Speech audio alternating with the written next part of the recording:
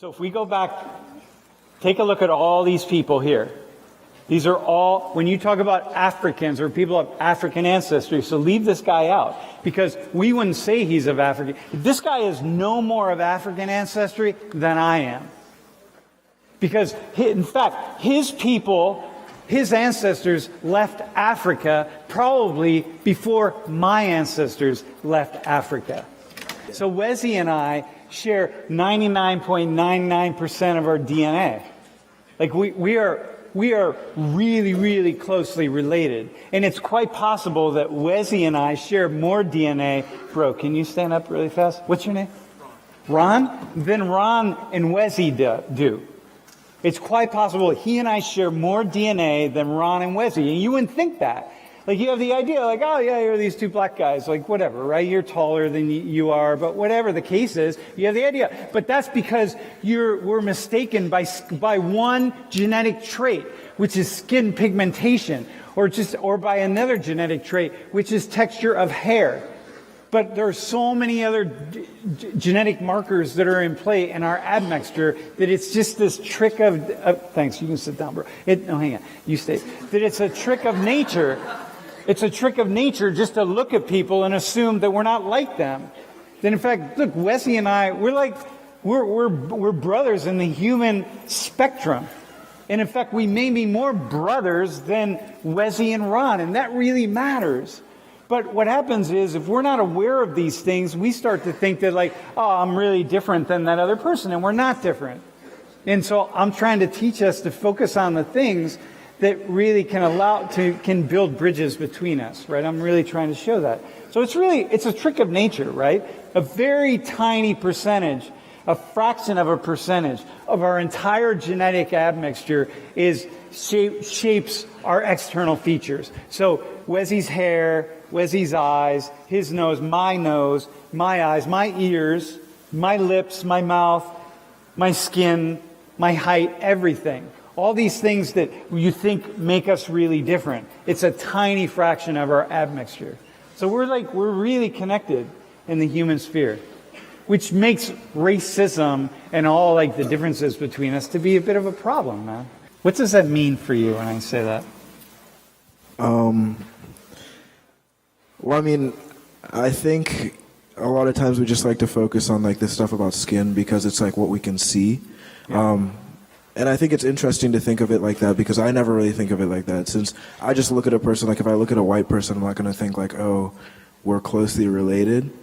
But you are right, that is only like a fraction of what our genetic makeup is. And so like, I don't know, I just think it's like interesting to think of it differently in that way. Dude, especially in Africa, there's so much genetic variation in Africa. Yeah, that's facts. That dude, so much. This is why, like, you and Ron could be more different genetically than you and I because of how much genetic variation there is. This is why, if you take all these people here, the only one that really is closely related to and really looks more closly to people of African ancestries in the America is her, because she is from this region right here, and black Africans, people of African ancestry who came to the Americas, starting with the slave trade, are all really from this tiny region here. It's a tiny region, and when you look at this, you can just see the amount of variation. People with really light skin, people with really dark skin, people with really dark and lighter skin living side by side. This is why I always say, like, if you identify as Caribbean, or let's say African American, it's like you're not really African American, you're West Central African American. You know what I mean? And that makes no sense until you start looking at photos like this. And I'm just picking up a few photos. Like, even to say you're Nigerian, I was listening last night on the BBC to a story about Nigeria, and I thought, okay, here are the three dominant ethnic groups in Nigeria. They make up 70% of the Nigerian population, but there's 350 plus more. And so even to say you're Nigerian, it's like, well, what group are you from? What's your ethnicity? What's your culture? It's like to say a Nigerian, that's just something that Europeans created. So a buddy of mine check that out. This is actually really interesting. We have been doing DNA testing in this class for a long time, just to get a sense of what percentage of our DNA admixture is from particular regions. And so he had this idea that, you know what, it seems to me as you go west, black people become more white. And so he started studying blood, starting down here with the Gullah people.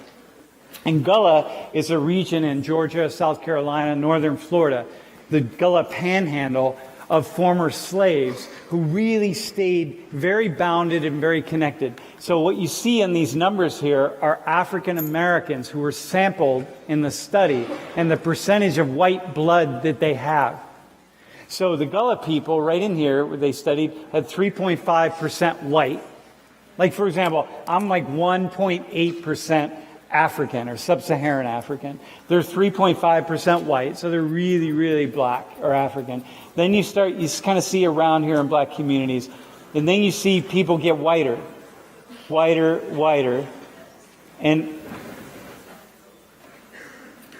1.8% black, dude.